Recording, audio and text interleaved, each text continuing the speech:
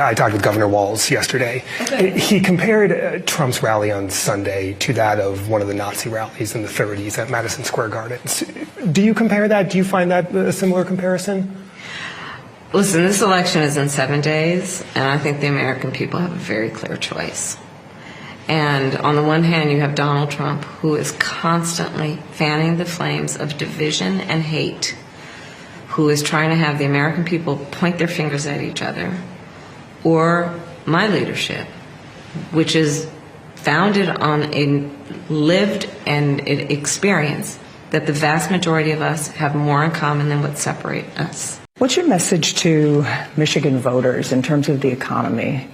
We have auto workers who are being laid off and those who fear that they might be laid off.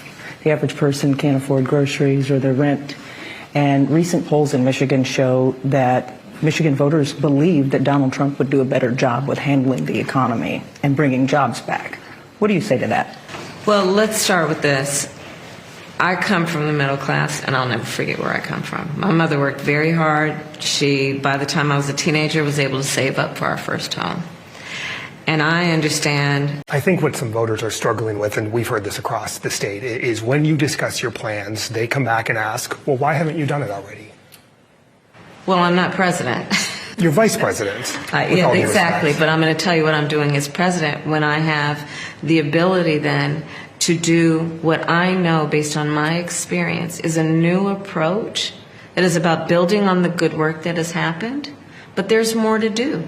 There's more to do. I'm proud to have the support of Republicans who have long been a loyal member of the Republican Party who are saying it's a bridge too far. They want a president who supports the Constitution of the United States, does not want to terminate it, as does Donald Trump. I'm curious when you look at Milwaukee, for example, and voters say, yes, I may agree with everything you say, but I can't afford my groceries, I can't afford my mortgage.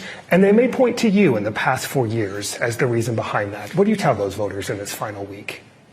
First of all, listen, price of groceries is still too high. I get it. Which is why I have a plan that is about bringing down the cost of groceries, including going after corporate price gouging, which frankly is about some corporations, not all of them, but the bad actors jacking up prices. Will you explicitly call him a fascist tonight? I think what's most important is recognizing that his approach is not in the best interest of America's prosperity or security. Will you say that this evening?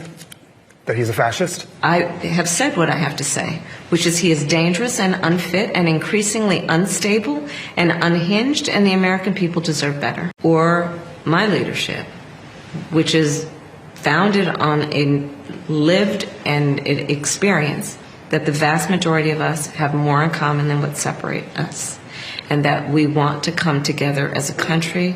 We want leaders who know how to work across the aisle. And we certainly don't want leaders like Donald Trump who talk about the American people as being the enemies within.